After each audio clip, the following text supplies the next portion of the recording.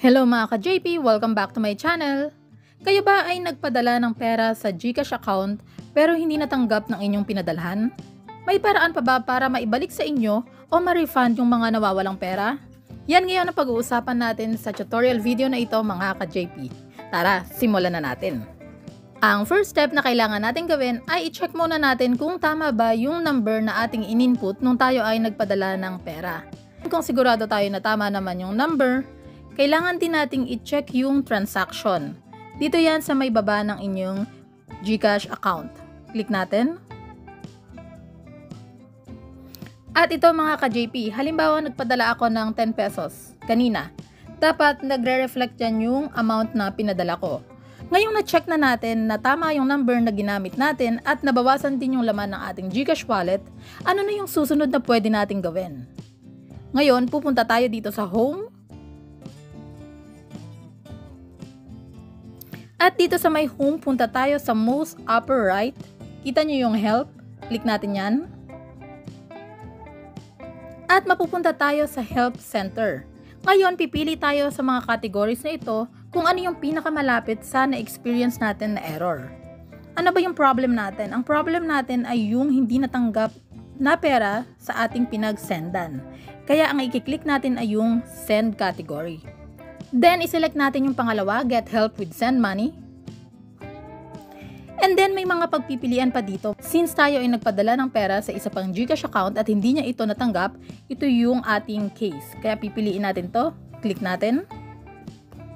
And then, mga ka-JP, mapupunta ulit tayo sa isa pang article. I-scroll up natin. May nakalagay dito na, to confirm if the transaction wasn't received, check the following. Step 1.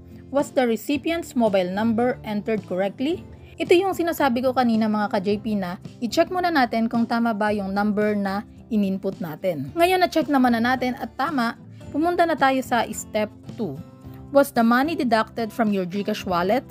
Ito naman yung sinasabi ko kanina na sa transaction history, kailangan muna nating i-check kung nabawasan ba talaga yung GCash wallet natin.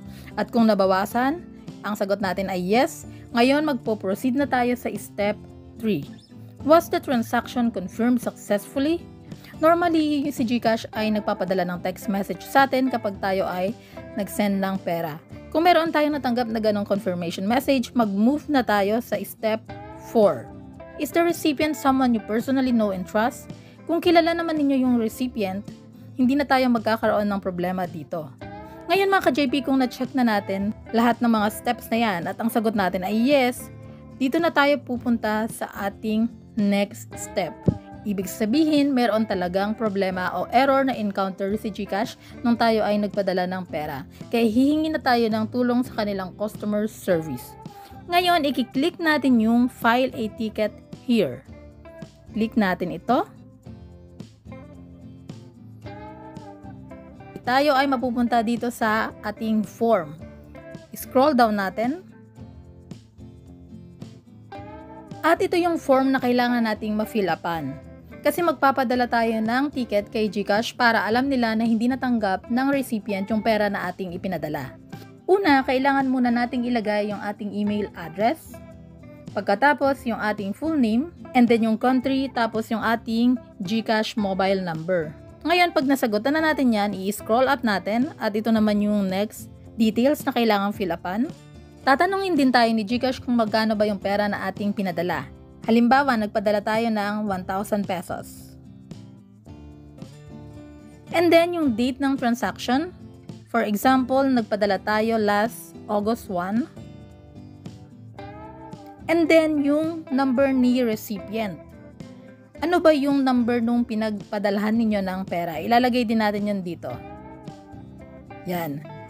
And then, meron din tayo ditong pagpipilian. Select which statement is most relevant to you.